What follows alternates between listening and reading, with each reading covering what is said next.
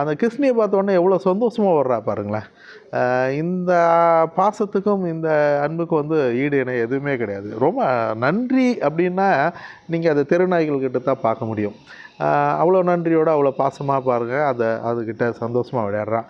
இப்போ வந்து இவள் பால் குடிக்கிறா, வந்து பால் குடிக்க வச்சுட்டேன். பால் குடிச்சிட்ட பிறகு இப்போது தெருவில் வேறு பக்கம் திரும்பி பார்க்குறேன், ப்ரௌஸ்கியை கூட்டிகிட்டு மனோஜ் வாக்கிங் கூட்டிகிட்டு போயிட்டுருக்காப்புல. அப்போது ப்ரௌனி வந்து தகவல் தெரிஞ்ச உடனே அவனை ப்ரௌஸ்கியை கூட்டிகிட்டு ப்ரௌனி கிட்ட வரா. ப்ரௌனி பாருங்கள், அவன் ப்ரௌஸ்கி கிட்ட எவ்வளோ ஃப்ரெண்ட்லியாக இருக்கா. அவன் ப்ரௌஸ்கியை பார்க்குறவங்க எல்லாருமே இது வந்து என்ன ப்ரீடுன்னு கேட்பாங்க.